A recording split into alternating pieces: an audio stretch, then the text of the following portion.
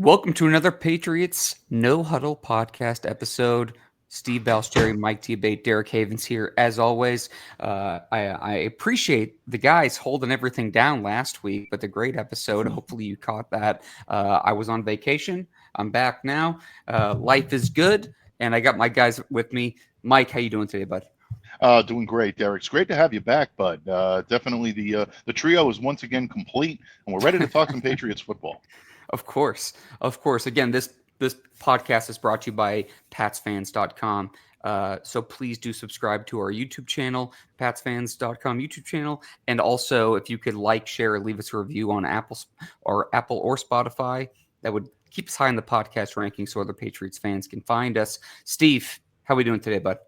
Hey, he's back. So You said Candyman too many times, so now I'm back here. yeah, that's right. So, we figured, it's kind of a slow time, in the off season. It's June 25th, also my wife's birthday. So happy birthday, Catherine. But it's Mike's a slow time. birthday was yesterday. Happy birthday, Mike. Oh, thank you, my friend. Oh Very yeah, much Mike. I didn't know appreciated. that. That's cool. That's awesome. So I guess what we kind of were thinking for today's episode was we were going to go through the entire roster, just discuss, the guys in the group, who we think's going to make it, weaknesses, strengths, etc. We'll kind of see where the conversation goes. So that's where we're going. So if you're listening live, thank you so much for tuning in. If you have any questions, feel free to shoot them out. We can just go with it. Chris, thank you always for tuning in. I appreciate you. So let's kick this off here first, guys. Right now, before we even dive into the names, I want to start with this, Mike. Where do you feel like the Patriots roster is at a whole? It's so tough to determine exactly how successful these teams are going to be until the padded practices start, because you really don't know what the lines are going to look like until that happens. But I will say this, in the limited observations that I've been able to make in speaking with people close to the team, those that see stuff behind the scenes that most of us mere mortals don't get a chance to see, the fans, the members of the media, things that are behind closed doors, there is an aura about this team that leads a lot of people, including team owner Robert Kraft, who spoke with Adam Schefter over the weekend and expressed his excitement about what this Patriots team can bring to the table. I'm one of them. I'm excited by this Patriots roster. I think that they've done a very good job of adding some high-level talent to positions that have been in need of that for quite some time, meaning guys like Stephon Diggs into the wide receivers room. Off-field issues aside, this guy can transform the way your receivers crew plays on offense, and I think he will do that. I think on defense, this team has gotten quicker. It's gotten leaner. The side-to-side speed, I think, has gotten to a point where they can rely on that every single down.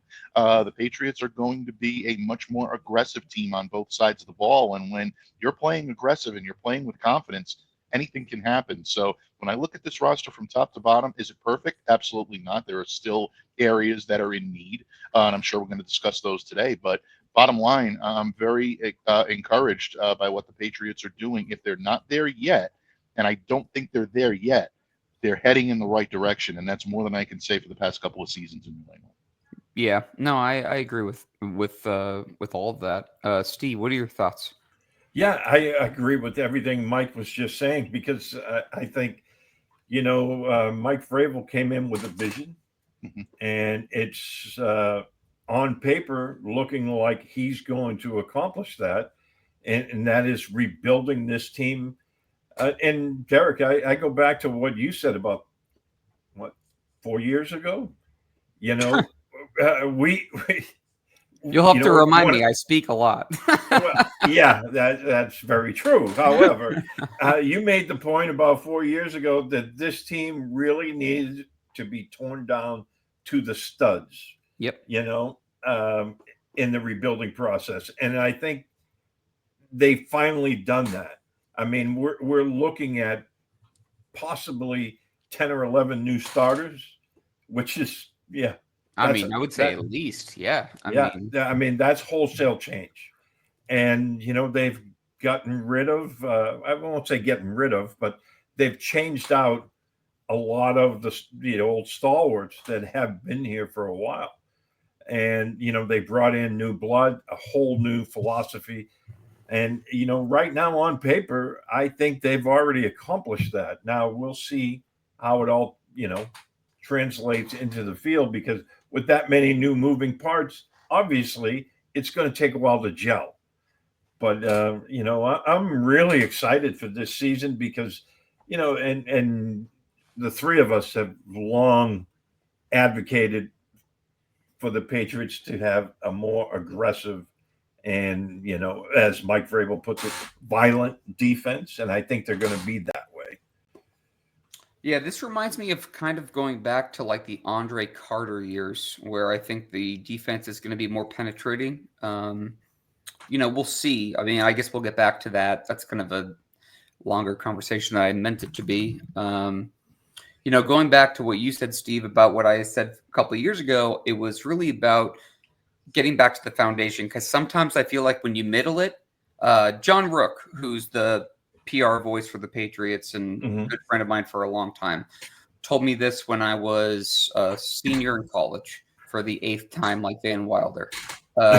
He told me that if you sit on the fence, you get hit from both sides. And so to me, what I felt like Bill was trying to do, and where I feel like he really effed up. Okay, Miguel, don't let me put that in the tip jar. That was not a whole thing. I edited myself a little bit. When Bill screwed up the whole Brady thing, or Brady or Bill, like they collapsed and whatever. What I think Bill failed is that I think that it actually would have been worked out fine for him. And I think in hindsight, I would love to know his answer, because I feel like he tried to keep it together and just kind of slap like it's like if you dent your wall in your house and you try to go ahead and patch it a little bit, versus like actually doing what you need to do. And that's what I felt like the roster was. So that to me was a huge issue, and it's been ongoing. Now I feel like they finally have ripped it down, and they are going to build back up. Steve, to your point, I do think they're going to have to go ahead and get the gel. They're gonna need time to gel and get together, and I think that will come. I'm confident in where the direction they're going in now. It's just about how long it's going to take for them to get there, and then ultimately, I mean, not to put it on one person, it's going to be about how Drake's progression is. Is he able to elevate anybody? Is he able to go ahead? Is he going to struggle with Josh McDaniels' offense? Is he gonna have a sophomore slump like we've seen so many quarterbacks do? Like, there's going to be a lot of questions there. Before we start breaking down the roster, Mike, here, and we're going to do that literally right after this.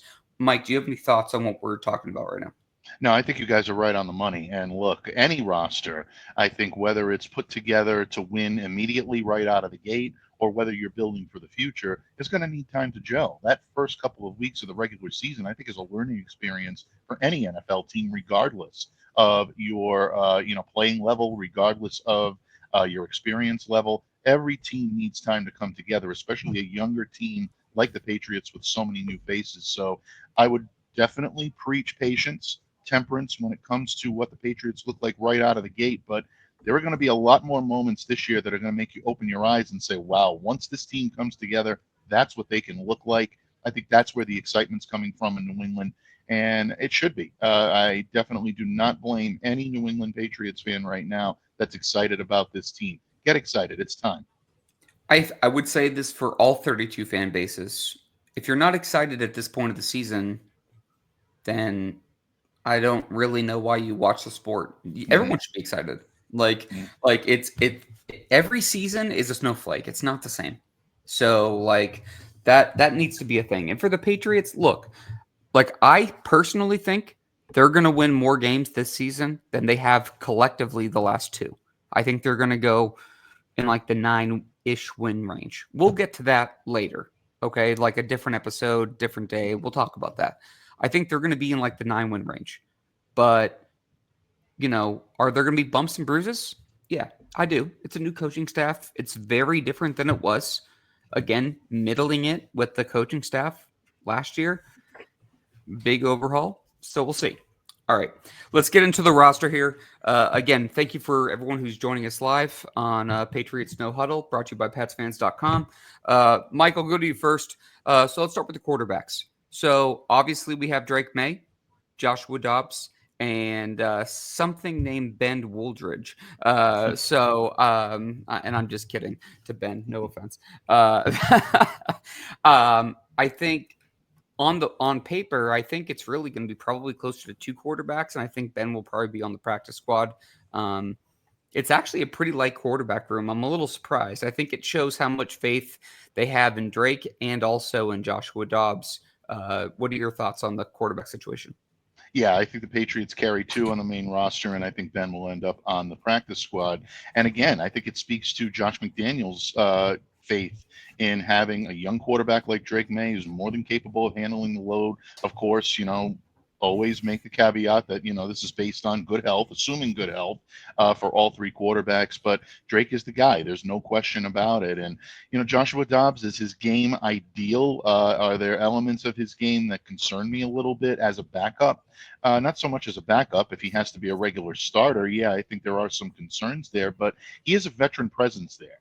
And I think that's something that's extremely important. You look at Josh McDaniels historically, he likes to have veteran quarterbacks on his roster that know the system, know what they need to know, and are able to lead the team in times that may require a battle-tested arm. And say what you will about Joshua Dobbs, he has that. From what I've seen from him so far this spring and off season, he's looked very good. So I think the Patriots are solid here. And I think Woolridge would be a good option to keep around. You definitely need a quarterback on the practice squad if you're not going to carry 3 on the main roster, especially with the emergency quarterback rules now. I don't think there's a big surprise here. Yeah, I would say that, obviously, with Drake, we'll see how he progresses. Joshua Dobbs has ties to Vrabel, which is why he's here in the first place. Obviously, he's a very capable veteran quarterback in the league, to your point. And I think Ben is, like you said, it's kind of like they're kind of building him up, and they'll see if he can, work or not. Steve, as far as the quarterbacks go, anything that you want to add to the conversation? No, I think you guys hit it on the head. Look, they're going to carry 2. And, the other thing with Josh McDaniels, the reason he likes those veteran quarterbacks is because they've been around for a while. They've seen things. They can see things that, when Drake May comes off the field, Joshua Dobbs can say, hey, I think this is going on here or that's going on there. I mean, Josh will do that as well, but it always helps to have an extra set of eyes at the quarterback position because that guy knows what the game plan is, what you're trying to do, and he can help decipher what's going on the field, something Drake may be missing.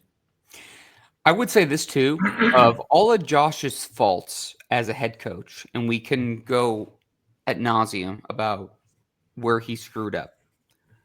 I will give him this. If you are watching at least his time with the Patriots, okay, because this is a Patriots podcast, we're all Patriots fans, so, okay. If you watch Josh on the sidelines, he's always in the quarterback's ear. Always. Like, the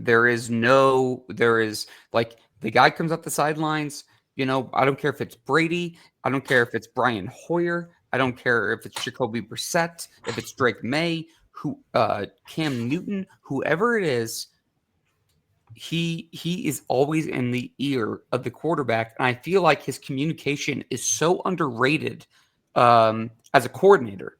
I think it's huge.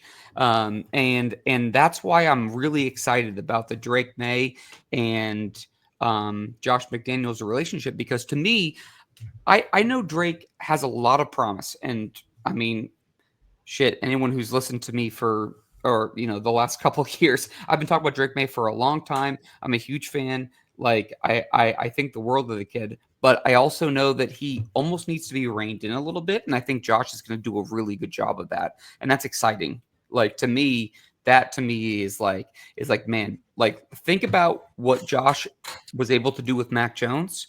And then now he has the potential of someone like Drake May, who's, with no offense to Mac, he's just more physically skilled. So it's going to be kind of fascinating to see where that goes.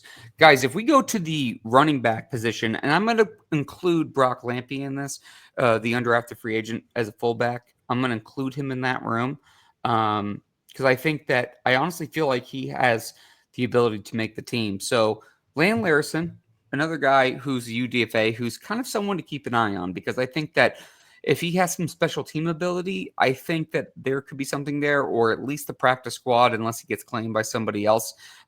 Terrell Jennings, not as sure, for me personally. Travion Henderson obviously is making the team. Gibson's definitely making the team. Ramondre Stevenson making the team. So pretty solid room there, guys, in the running back room. Mike, what are your thoughts on the running back room in general? I would say traditionally, Josh usually carries 4. And so if you're going to go at least Stevenson, Gibson, Henderson, I would say Lampy's in that group unless he can, and we'll find this out more when the pads come on, unless he's maybe an H-back type that kind of fits into the fullback room, because then maybe you can carry someone like a Lan Larison as your 4th, quote unquote, and have Brock be like kind of a tweener. What are your thoughts on that whole situation? Yeah, I think you hit the nail right on the head. My most recent prediction is that I did have the Patriots carrying Larison, and I had them carrying Lampy as a fullback, as an H-back, someone that can even give you time, maybe even alongside the tight ends. I think he plays that type of style that'll allow you to really completely classify him as a true fullback. Listen, I know a lot of people are going to say, well, the Patriots may be best going with Travion Williams out of that they signed from Cincinnati over the offseason, and that he brings you a great amount of special teams prowess, and he's someone that can really bring some veteran leadership. But the thing that intrigues me about Larison is that as camp progresses, if, like you said, they're going to see special teams prowess there, this kid was heavily coveted during the free agency period right after the draft as an undrafted rookie free agent. It only stands to reason that if this kid starts to show some promise throughout training camp, that teams are still going to be keeping their sharp eye. Because teams have sharp eyes all over the place when it comes to training camp. They're well aware of what's going on all over the place. So if Larison does pop a little bit and the Patriots try to take that chance of trying to slip into the practice squad, some team may come in and be able to take him. And there is a tremendous amount of upside here. So I have them going Stevenson, Henderson, Gibson, and Larison, and I have Lampy going as a true fullback this time around. I would say this. Keep an eye on the Commanders and the Vikings cuts. My experience with joint practices is obviously every team in the league, goes ahead and pays attention to the rest of the rosters, right? Mm. But when you're actually on the field and you see somebody, if there's a cut, I wouldn't be shocked if there's somebody from one of those rosters that ends up on the Patriots. In fact, I will bet $50 right now, and I'll do it to whatever charity people want to vote for. I guarantee that someone from the Commanders to the Vikings roster ends up on the Patriots after their joint practices. I bet on it. So, and I'll do it anyway. I don't give a shit. Steve, thoughts on the whole conversation? Yeah, I mean, look, I think like a guy like Lampy, they'll find a use for. Yep. Whether they carry him as a fullback or a tight end, who cares, right? If he makes the roster, then they'll find a spot for him. Phil Perry was pretty adamant that he was going to make the team, that he felt pretty strongly about it, and it feels like that because we go back to the James Devlin days, that's what Josh likes to have in his offense. Yeah, he was around the first teamers throughout the entirety of mini camp, so that's usually a sign that the Patriots are eyeing this kid pretty close. And it's so hard to predict certain positions in training camp, Mike, but when you're there here in the next 3-4 weeks, like, it's going to be interesting because when they're doing like 7s on 7s or 11s on 11s and they're doing their drills, I want to know if he's on the field because I have a feeling he's going to be. And I think that's an indication he'll make the team. Yeah, agreed.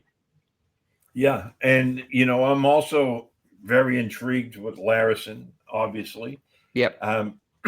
because I think he's kind of like that underdog that the Patriots have traditionally liked on their roster.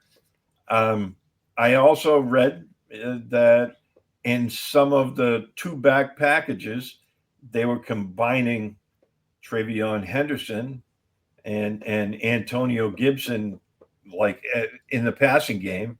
So that would be something to really keep an eye on because, boy, that gives you all kinds of options, in Just the to passing just game. to interject, Steve. Just I don't mean to cut you off. I'm sorry. I That's all just right. You've been doing it interject. for 15 years. Sound like my wife. So, so you have the quarterback, right? You have the quarterback, and then I could see Stevenson or Lampy in the back, and then I could see a pony package with Gibson and Henderson because I think both of them are options out of the backfield, and I could see Josh getting creative with that. To your point. Yes, absolutely. That's all. Okay. I Oh just my had God. I just had to take a little dig at you there. So. That's fine. That's We missed you last week, so I'm warranted. I have a lot to say. Um, let's go receivers next. So obviously Kyle Williams. We have Jeremiah Webb, Jalen Polk, John Giles, Mac Hollins, Demario Douglas, Stephon Diggs, Evan Chisholm III, Keishon Booty, Kendrick Bourne, Demir Bluenski, and Javon Baker. So a lot of names, a lot of different circumstances. I think we feel pretty confident, I think, as a whole, if I had to guess, about who's going to make it and maybe who's on the outside looking in.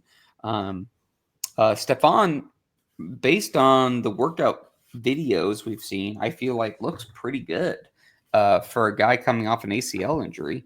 Um, uh, Kendrick Bourne, to me, is a weird one, Mike, because I go back and forth on this. So let me bounce this off you. So to me, he feels like a guy that is a productive receiver, a very solid 3 or 4, depending on where you rank him, right? Okay. He's coming off an injury. I think he's going to be better than he was last year. He was really productive with Josh McDaniels in his offense, more than AVP's. At the same time, I wonder if they're trying to go ahead and cut some money down. I mean, they're well under the cap, but it's also a business, so you got to make a decision there. I try to find a spot for him, and I think I have one. But, even when I think I'm going to get rid of him, I also kind of go back and forth and say, well, Mike Vrabel is all about building culture and a good, kind of a good energy. And I feel like he brings that. Seems like a guy that doesn't have a bad day, So, like, I guess I'm saying all of that to say this. Where do you think Kendrick Bourne is specifically on the roster? And then give your thought on the receiver room. Yeah, I think that's one of the more intriguing questions heading into training camp and is going to be throughout training camp is what's going to be the role of Kendrick Bourne. Look, on its face, Kendrick, like you said, is a veteran presence. He brings some battle-tested ability. He's been around the league. He's been in San Francisco. He's been here in New England. He's played in big games. And you know that at this point, he's had the ability to withstand some of the difficulties that New England has had, and he's also, played to a level where I believe, he's helped this team, to succeed. The problem that you have in rostering a guy like that is if there are players out there with similar skill sets that can do similar things on the field, and you're talking about either a guy that's younger or maybe even somebody that has a higher ceiling, you have a difficulty acknowledging that you're going to keep him on the team. I don't know how much money is going to come into play in this. There's, obviously, I believe a little over $1 million in dead money and in cap savings that the Patriots would have by releasing him or cutting him or trading him. So you're looking at pretty much a wash in that regard. But at the same time, I also look at guys like Keishon Booty. Are they taking that next step? Obviously, Demario Douglas has looked pretty good so far. But isn't Booty going to be due for a contract extension next offseason? Oh yeah, without any question. And if he continues to play at the level he's played, progressively getting better as he did last year from the year before, yeah, you're going to be looking at a contract that Probably like Kayshawn is going to 3 want to and cash in 30. on. Yeah, exactly. And you see the contracts that receivers sign in the offseason. Sometimes these numbers are astronomical, and Patriots, having spent a good amount already, may have difficulty meeting those thresholds. Look, bottom line with Kendrick, I think that the positives outweigh the negatives. If it's me, I keep him on the roster, and I have kept him on my latest projection on the roster because of the intangibles that he brings to the table. Like you said, he's a big culture guy, huge locker room guy. I personally love Kendrick to death. I'd love to see him stick around in New England because he's just a great guy to be around. But I do think that he's played his best under McDaniels. He spent a lot of time with the ones on the field in minicamp. I think that's a good sign that Josh wants to see if he's still got it in the tank. If they feel he has, this could be a security blanket, not just for Josh McDaniels, but for Drake May in the long run. So I like him in this roster. Diggs, Douglas, I think are as close to locks as you can possibly get. I'd probably tick Booty in that area as well. Kayshawn's been getting a Really? lot of light. I do believe that, yeah, he's someone that is, he'll be officially on the bubble, but based on what I've seen, I think he's closer to being on this roster than off it. Kyle Williams, without question, he's a guy that you put on. Matt But then all of a Holland, sudden you still have Polk, Chisholm. Do we mention Bourne in that sense? yeah, And who right. else? Right now, And then Hollins. yeah, So it's like all of a sudden you have 7 guys, and I just don't see how you carry 7 receivers. So it's like someone has to go. That's why I just wonder about Bourne, where it's like, is he a trade candidate? Like, is it someone that? Because to me, he might be the only one that you could actually trade, and you're probably getting what, like a 5th round pick. Like you're not getting anything, but like it's a numbers game, right? So yeah. do you want to get the young guys go? Do you want to bring him in? Like, who do you think is on the outside looking in? On the outside looking in, I think Polk and Baker are both on the outside looking in as Oh, of I right think now. Baker's practice squad are Yeah. off the team. I don't think Obviously Giles, Webb, and Blankency. I don't think those are either practice squad candidates or outright cuts. or yep, Chisholm totally to agree. me is interesting. Right now, I put him on this roster. He has done everything you want him to do and more. So this is a kid that has shown the ability to separate from his defender despite not having elite speed. Guys like that thrive in a Josh McDaniels offense. So it would take a lot to keep him off of this roster. But I caution Patriots fans throughout the nation right now. Training camp has a way of humbling certain players. Steve, I can't tell you the amount of times that we've sat together on that hill in Foxborough talking about guys that, are having otherworldly training camps and are looking good. And then in the final few days, something happens where they just don't accelerate the way you thought they were going to. And all of a sudden, that competition level creeps up a little bit. I remember Maurice Harris a few years ago. Patriots fans thinking he was Great absolutely reference. going to be the guy for the future. And I loved watching Maurice every single day. And he kind of faded toward the end. I don't think that Chisholm is the same type of player. I think he's got a lot more to offer this team. I don't think it's going to happen to Efton. But if that bloom starts to come off the rose just a little bit, don't panic, Patriots fans. It's all part of the growing experience. So these are all things that are going to be kept in stride right now. But yeah, I do have the Patriots carrying 7 receivers right now on my most recent projection. Is it a lot? Perhaps. I know there are a lot of my colleagues in the media that are agreeing, that are doing the same. It's tough right now to weed some of these guys out because some of them are playing at such a high level and showing so much promise. It's going to make it difficult. But I agree with you. If it's going to be someone out on that roster, it's going to be Kendrick. All right, Steve, I'm going to go to you because I'm sure you have a lot to unload after all that conversation, but I have to say a couple of different things real fast. If the Patriots carry 2 quarterbacks in May and Dobbs, and Lampy's part of the running back group / tight end group, and it's Hooper and Henry, and then you have Lampy as kind of like a floater, then maybe you can go ahead and carry 7 receivers. I think 7's a lot. It is a lot. The Maurice Harris reference, by the way, chef kiss, just unreal. I was deked out by Kenbrell Tompkins. Like I thought he was it. And then you realize certain things, like that certain guys can't do certain things and with certain expectations, and then all of a sudden it just kind of floats away. But Brandon Browner kind of put that one to rest. Who? Brandon Browner. Yeah. Jesus. The hit her around the world. Yeah, that was right in front of you and I. Yeah, I know. that was still maybe the loudest I've ever heard. I'm not even sure how he's still alive, because I think I'd be dead. Steve, let's jump into this.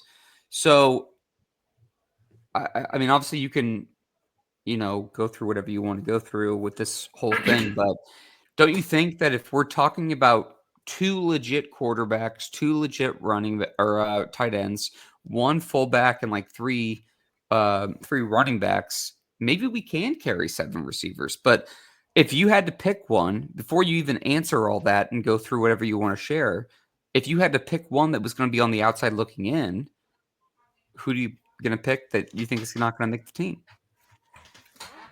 Right now, I think it would be Bourne as well.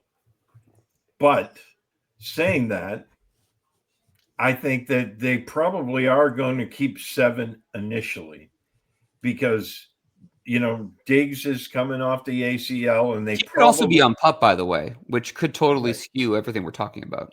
Right. But I think that, with him coming off the ACL, they probably want him to be in the best shape possible. So they might keep him on the shelf at first. Matt Collins is also dealing with something, and we don't know if he's going to be ready to go for training camp. So I could definitely see them carrying 7 initially. And then, if one of those guys that we just mentioned or someone else, is on PUP or whatever, then they'll have to make a decision down the road. But everything I've read about Chisholm, and Mike's been down there, Chris Price, who we had on the podcast, he said a while ago that he cannot see Chisholm not making this roster. So it's going to be really interesting. I think the joint practices and the preseason games are really going to say a lot, because not only will they be going against somebody different, they'll be going against an opponent, and we'll see how they match up against some quality opponents, both good teams. So absolutely. All right, gentlemen, we move to the offensive line here. So there's a couple of different things we have to go through. So I'm looking at the depth chart, but it's a little out of order, which I have a bone to pick with Fred Kirsch, but I'll do that after the show. So we'll talk about that, because the positional group breakdown is not as good as I'd like it to be. So I'll discuss that with whoever. So we got Caden Wallace for Darian Lowe, Yasser Durant.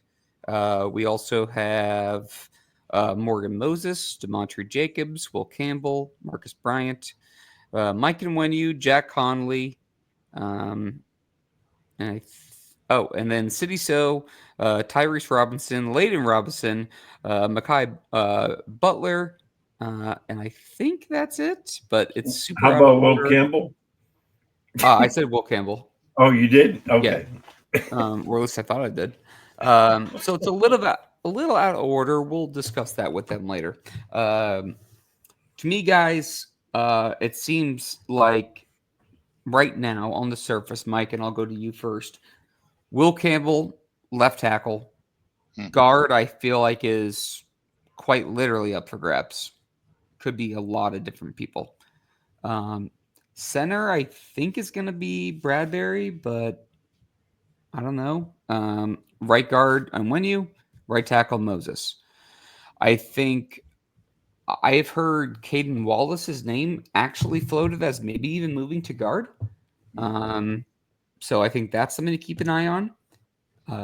Because I'm a Caden Wallace believer. I think he can play. I just don't know if they have an idea of where he can play at this moment in time. So we'll see if those two stars align. City So, To me, thank you, Chris. Appreciate you. Um, um, He's City on my So. Christmas card no list. So City So to me would be interesting. Mhm. Cole Strange, I feel like has value, even if he's not. Look, I liked Mike before we even rebranded and did all this thing. I liked Cole Strange. I liked him a lot. I just liked him in the third round, not the first. But that's neither here nor there. It's over and done with anyway, and it doesn't really matter. To me, he has value as potentially a left guard or center, so he could add value whether he starts or not because he can at least play multiple positions. You know, um, and I don't even think he was as bad as a guard per se as maybe was talked about. I think a lot of people, including myself, and I put myself in this category, I feel like he was, because of his draft status, it was just a hard hill to climb, basically. So, who do you see making the team? Because I feel like I can't see less than 8. I would probably go with 9 offensive linemen. So, who do you see making it, or who do you see is on the outside looking in? Yeah, I think you're going to have to carry at least 9, I think, at this point. And that's not to say that they should go 10, but I think that 9 is probably the sweet spot that they're looking at right now. Who knows? Maybe they will. I mean, they may carry 10. We've seen it before in these circumstances. I think you're absolutely right on the 3 locks for starters. I think Campbell, I think Owenu, and I think Moses are your locks. But beyond that, I think there is some room for at least conjecture. Bradbury makes the most sense as the center, but does Jared Wilson have an ungodly camp and prove he's ready right out of the gate? Do you want to stifle him and either use him as a swing option or keep him on the bench for a year while Bradbury's doing his thing? What do you just fish and cut bait and say, hey, you know what, the kid's going to do it. He's ready. Let's throw him in there. I think Bradbury gets the nod, and I think he should, but we've seen stranger things happen. Left guard right now is definitely the wild card in all this. Cole Strange last year was supposed to be the ideal fit in the type of offense he is designed to block for.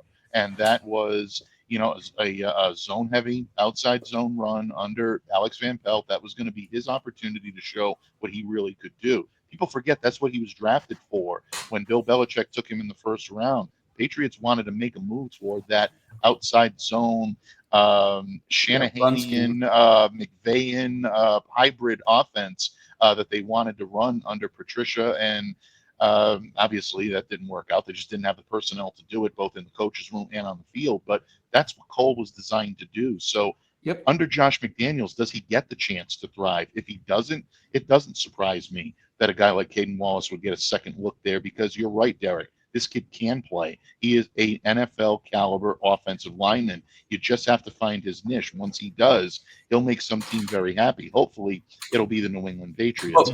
But also, Mike, though, too, like Jared Wilson, Aiden Wallace, City So, those guys are McDaniels type guards based on the offense that he likes to run. Absolutely. So, like, as much as I want to say, like, Cole Strange is versatile and maybe he can do it. Even if they want to go with the outside zone runs, what they tried to do, which failed, we don't have to rehash that. But like McDaniels usually does have bigger and offensive linemen. I mean, on when he was a massive human being, he's like 365 pounds.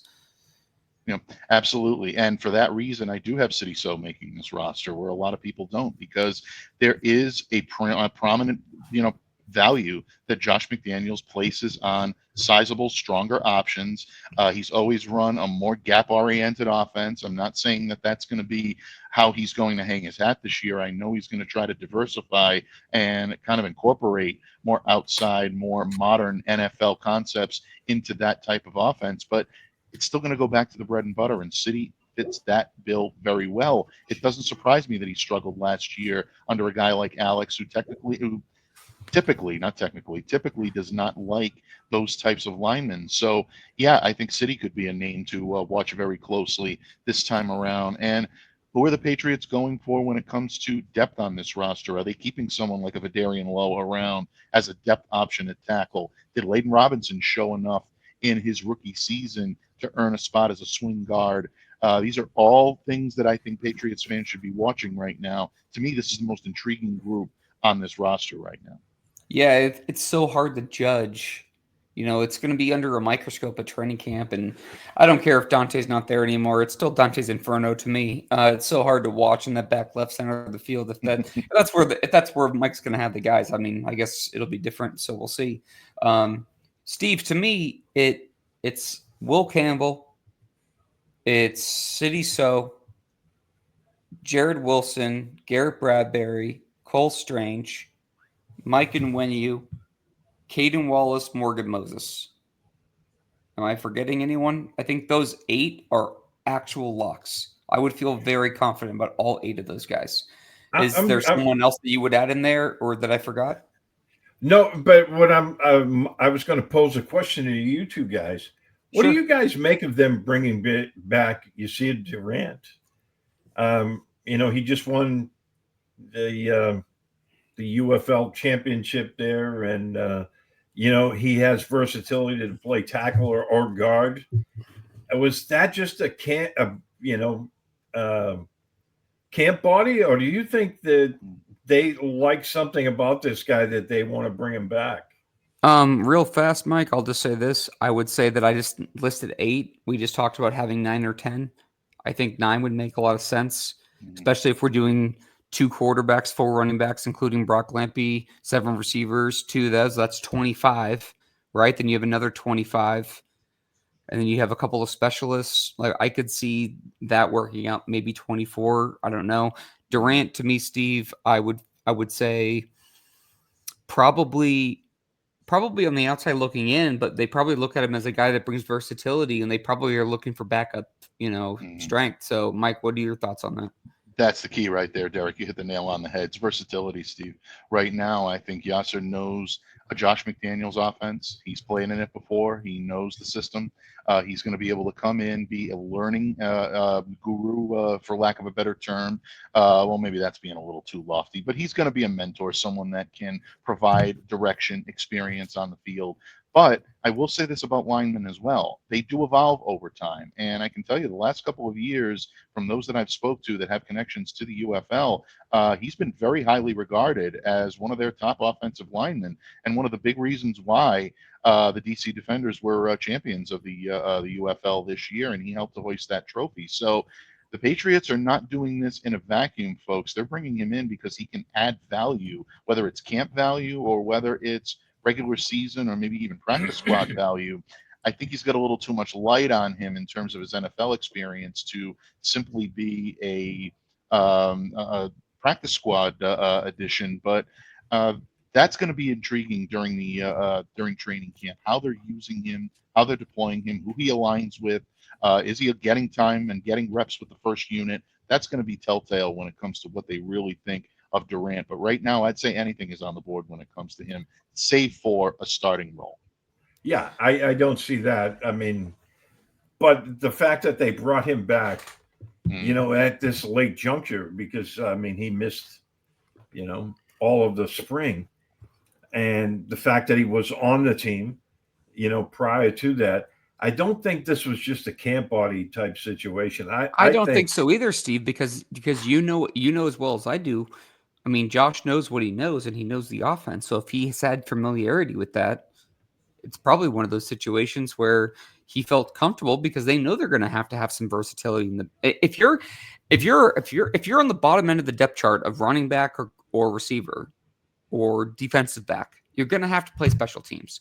And if you're going to be on the bottom end of the depth chart for offensive line or defensive line, you need to have versatility. That adds your value, right? Yep. So don't you think that kind of fits into this mold? Yeah, absolutely. That's why I was curious what your guys' thoughts were, because I really think, I'm not saying he's a lock for the roster or anything like that. However, the fact that they brought him in now, to me is kind of an idea that they think he can make this football team. Mm-hmm. Absolutely. Let's switch over to the defense because we've already gone 44 minutes and haven't gotten to the other side of the ball. So that's my fault because I like to talk. So defensive line. Let's go through the defensive line. So we got Jacqueline Roy, we got Javari Ritzy, Jamari Farms, Isaiah Aiton, Joshua Farmer, Christian Barmore, Milton Williams, Wilford Panay. Is it Cyrus Tonga? Is that Cyrus? Kyrus. Is that how we're pronouncing Kyrus. it? Kyrus? Okay. So I keep screwing up his name. We have Keon White, Truman Jones, and I think that's it for defensive line.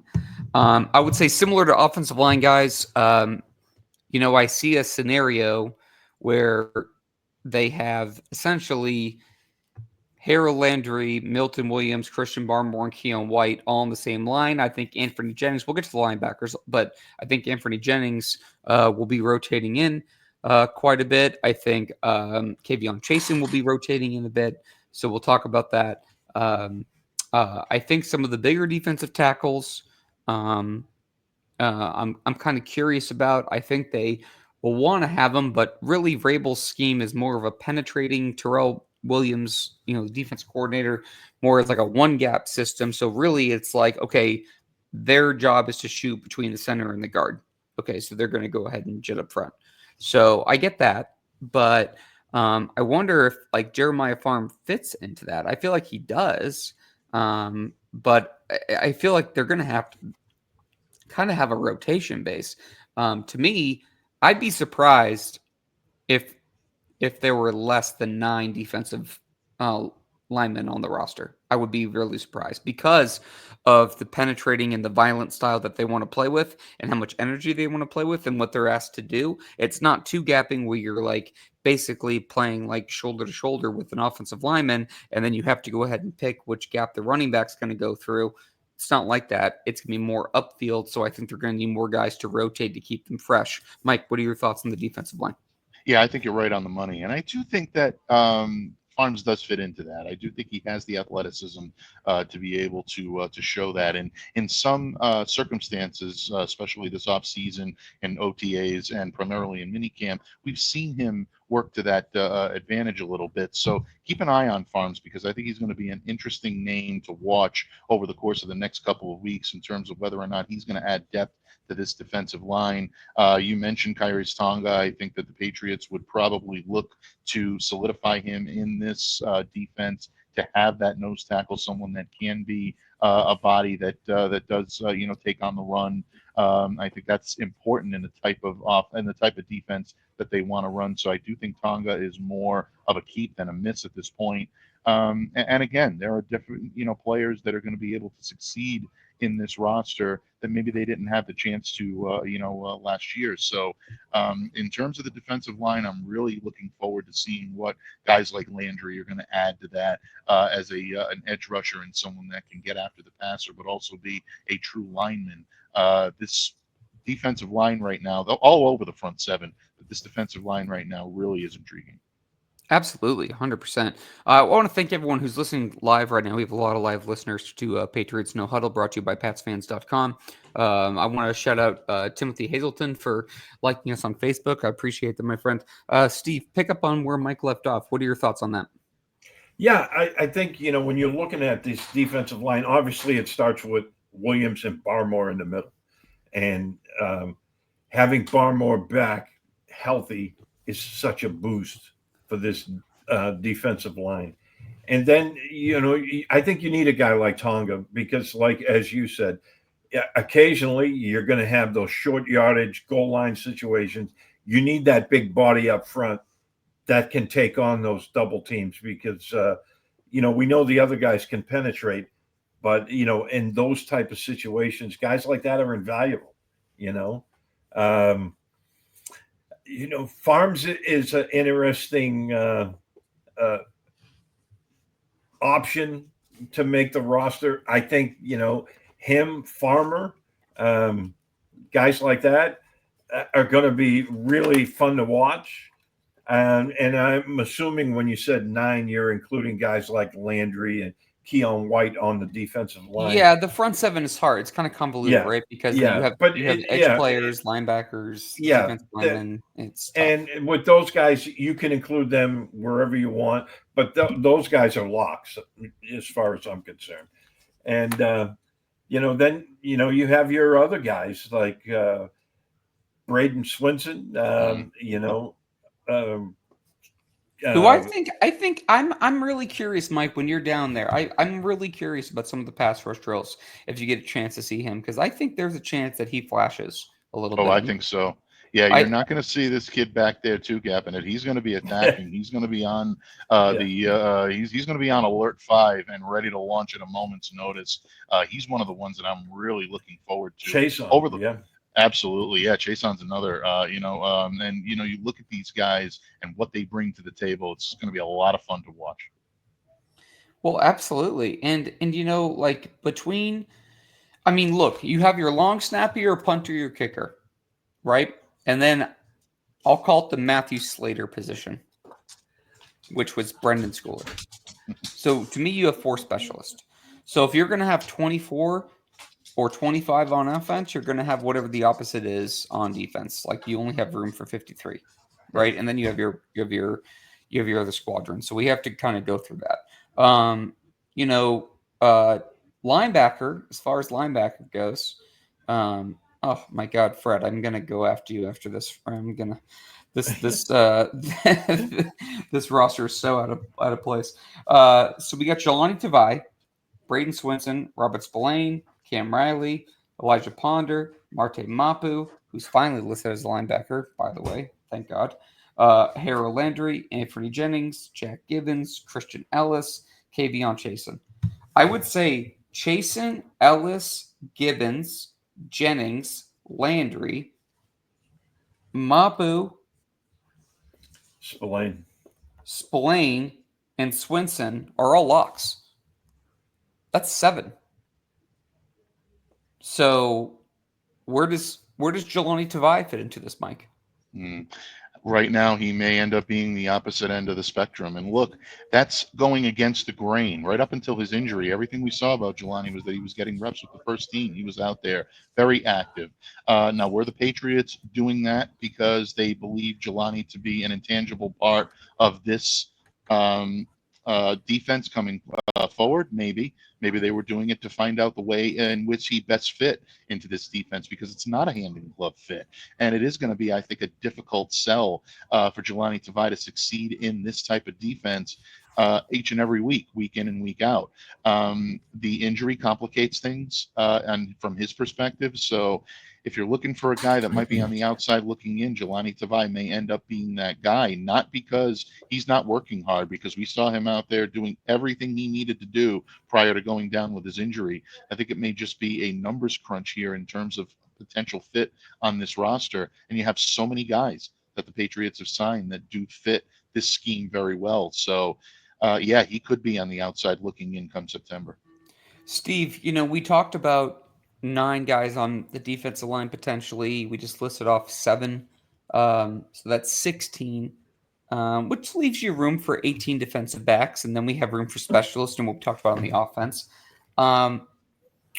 What's your take on Marte Mapu and Jelani Tavai? I want your take on both guys. I think Mapu is a much, much better fit. We've been talking about this since they brought him in. Yeah. As a linebacker, because he brings that sideline to sideline speed. And he is versatile. He can play a couple of different positions. I think he, and it's all going to come down to health with these 2 guys. I think whoever's more healthy might be that 53rd man on the roster. My money would be on Mapu, because I don't think Tavai is really a fit for what they want to do. And it's just a question of fit. Now, I mean, we know Tavai can play. We've seen that. He didn't have the greatest of years last year, but, on a 4-13 team, who did? But at the same time, we know he can play. But I don't think he's a fit for what they want to do. I think Mapu is a better fit. But, as we all know, if, you can't make the club from the tub, so it's going to come down to health, I think, for him. Mm-hmm. No, I think it's a good point. Mike, any thoughts on that? Yeah, I think Steve's right on the money when it comes to Mapu. This is what we've been waiting for. This is what should have happened probably right out of the gate with Marte being listed as a linebacker. I mean, you can make the argument that he was coming into the league with his best fit being a weak side linebacker, which is where I think the Patriots are going to utilize him. And again, coming back to Tavai, Steve, I think you're right on the money. That anchoring, that strong, presence that he brings to a defense and that style of play that he's been using the last few years has been very good in the Patriots offense to date, but it may not be the ideal fit within some of the schemes that the Pats are going to run under Mike Vrabel and Terrell Williams. So, yeah, I think right now I'd say Marte Mapu has more of a hand-in-glove fit with this defense than a Jelani Tavai. Yeah, absolutely. I think the linebacker position is going to be interesting because I don't know how you guys feel about it, but to me, when Belichick and the Patriots split, we knew that Mayo and Covington kind of came from that same tree. So we kind of knew about the kind of player that was going to fit the scheme. This is a different scheme. It's a different attack. It's a different focal point, different coach, different coaching tree. So it'll be kind of curious to see what kind of guys they prioritize or not. Obviously, health's dependent on all the guys. That kind of goes without saying. So to me, that will be kind of interesting to kind of watch that as not only at the beginning of the season, but throughout the season, like how they go ahead and kind of address certain things. Okay. So look, we're looking at probably again, 4 specialists, around 25 guys. So we have about 24, room, quote unquote, for defensive backs. I think we have about 16. So we have about 8 for defensive backs. And we have a lot of hard choices here, guys. Defensive backs. So I'm just going to rattle them off. So we got, let's see here. Kobe Minor, Marcellus Dial, Jordan Polk, Marcus Jones, DJ James, Christian Gonzalez, Carlton Davis, Brandon Crossley, Isaiah Bolden, Miles Battle, Alex Austin, and I don't know where are some of the other safeties again. I'm going to kill someone from this website. Okay. Now we have to go to Craig Woodson, Brandon Schooler, Del Pettis, Jabril Peppers, Josh Minkins, Jalen Hawkins, Marcus Epps, Kyle Duggar. Okay, so there's a lot to unpack. So to me, I would say that Gonzalez, Davis, Marcus Jones, I would say are all locks for corners. I would say safeties. I think, honestly, Peppers would already be gone if they weren't planning on keeping him.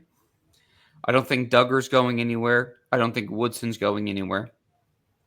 So that's 6. So where do we go next, guys? Where do we go next? Because there's a lot of different options here. Steve, what do you think? Well, I think, at corner, they've talked about going big corner. So you're looking at Alex Austin. I think Alex Austin has a chance to make the team. He finished the season absolutely. really well last year. I think him and Isaiah Bolden are right there. Yeah, I think that. Do you think they're competing for one spot, or do you think that there's opportunity for both? Because I'm not sure there is. They may be competing for one spot if they're intent on going with that big slot. So I think Alex Austin has a legit chance to make the team. Yeah. Mm-hmm. Agreed. I wouldn't say he's a lock, but I think he has a really good chance. And at safety, I mean, I agree with you. Woodson not going anywhere, right? I mean, they drafted him for a reason, and by all accounts, everything seems to be positive for him from the spring. So I'm intrigued to see what he can do. But again, you're looking at guys like Del Pettis, Hawkins. Hawkins has been involved. Pettis made a couple of plays down the stretch last season when everyone was playing poo-poo. Terrible. So, I'm trying to mute myself. We don't want Miguel too mad at us. No, I don't want Miguel too mad at me. I'd never want Miguel mad at me. It's like my wife. I feel uncomfortable. Let me ask you this, Mike. Let me flip over to you for a second. What are your chances that Kyle Duggar makes the team? Oof. Because I think so. Just to preface it, I think that Peppers would have already been cut because considering he's the only captain that's still here from the following year after they've clearly made a regime change and they're doing everything. Peppers makes sense for what he wants to play. Duggar, I don't know what his cap hit is or anything like that. I'm not worried about the money. They have plenty of money, so it's not like not a money issue. It's a fit issue. Do you see, like, if you see Craig Woodson playing some like rover safety, right? And then you have Peppers, and then you have Duggar. One of them's in the box, one of them's playing strong, however you want to do that. Do you see room for all of them or not? And then what percentage? Because I think Duggar could be the biggest surprise cut of this offseason. Yeah, and I have heard rumblings around the same, not from those close to the team, but from people that are on the periphery that are watching this team from the outside looking in, not team insiders, folks. I want to be very clear on that. But there are people from the outside looking in that are saying, Kyle may not be the prototypical Patriot any longer without Bill Belichick around and without that defensive scheme that they love to run under Bill being there. Mike may be looking to really clear house and do what he wants to do defensively right off the bat. If so, Kyle could end up being on the outside looking in. I still think it's about 85% that he's on this team. I really don't think there's a lot of chance that they let him go because there is still a lot of talent. There is still a nose for the football that he still has and a knowledge of the field that is so difficult to replicate. I remember Belichick talking about Kyle when he was first drafted and saying that he picked up the defensive playbook quicker than anyone that he's coached in a number of years. And that type of wisdom beyond your years stays with you. And even when you might be playing a scheme that's not as comfortable or as familiar to you, if you have the ability to pick it up, to learn it, and to understand it and direct traffic out there and help people get in the right positions, those types of things are so difficult to replicate. So I'd really be, if it were me, I'd really be very hard pressed to put Kyle on the cutting room floor. But again, if you're looking at pure fit and you're looking at maybe a potential of a surprise, this is where I could see it. But again, if it were me, I wouldn't do it. I would leave Kyle on this team because I do think, like you said, Derek, there is room for all three of these guys in that type of scenario. Maybe some may believe that you're better off using resources in other areas, but I've always been a fan of Kyle Duggar, and I will continue to be. And I think that he's going to be someone that will evolve into this defense. He's got the ability to do that. Steve, I'm going to go ahead and throw you a curveball like I just threw Mike. So, if you're looking at the team and on the defensive side specifically, like the roster, right? I'm like laying things out, and I agree with Mike. Like Kyle's probably going to make the team. I just don't see Peppers going. I think, honest to God, I think Peppers would already be gone if they didn't see a fit for him, just based on the actions of what they've already made, if that makes sense. Woodson's not going anywhere, so there's three. Okay, I think Hawkins and Pettis might be competing for one spot. The other one might end up on the practice squad or somewhere else. We can kind of circle back to that. It's not that big of a deal. Whatever. I think we all agree that obviously Davis and Gonzalez aren't going anywhere. I don't think Marcus Jones is going anywhere. I think Alex Austin is there. Okay. I did talk to you about 9 defensive linemen, 7 linebackers, and then maybe 8 defensive backs. But what if Vrabel or Wolf for the combination is combining Jabril Peppers' ability to play in the box as a linebacker, or Duggar's ability, or Marte Mapu's versatility? Could that go ahead and change things too? Oh, I think absolutely. Yeah. And again, I mean, it's going to come down to a numbers crunch. They're going to have to look at training camp practices, the joint practices, preseason, and figure out, okay, how do all these pieces fit, and where can we live with keeping this guy in regards to that guy? And if that guy is out, will we be able to bring him back on the practice squad to keep him around? And those are all the questions you're going to have to ask. And eventually, they'll come to that decision.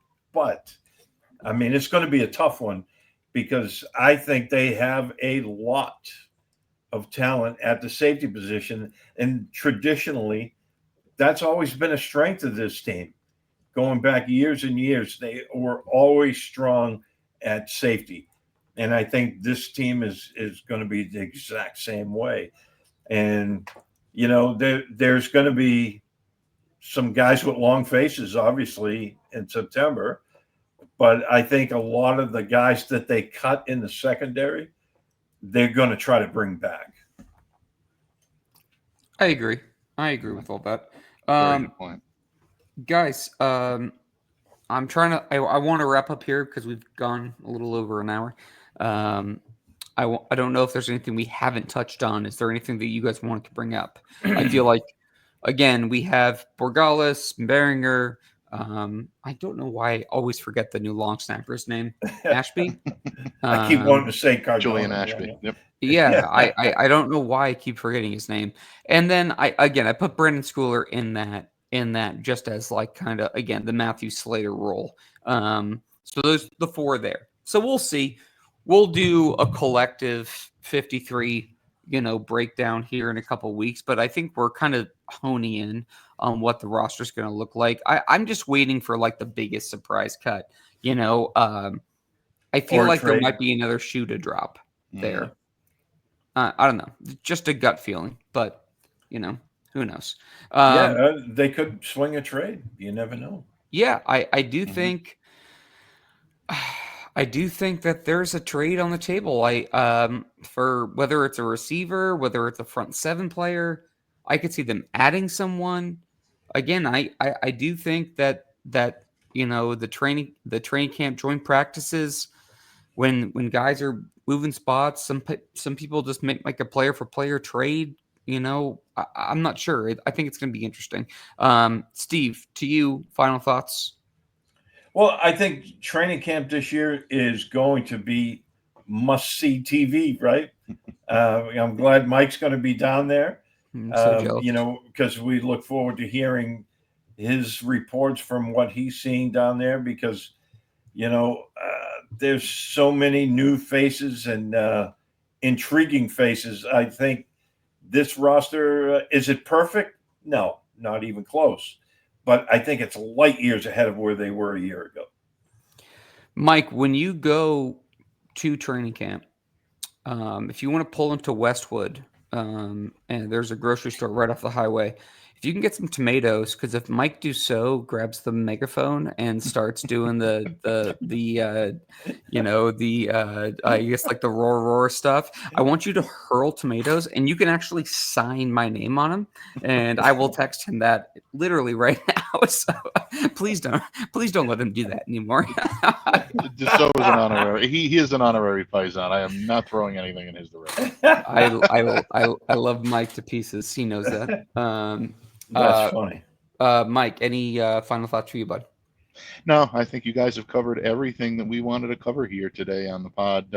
Again, I think it comes back to what we were talking about before we got kicked off. It's okay to be excited about this team. There's a lot of exciting matchups, a lot of intriguing roster battles to watch.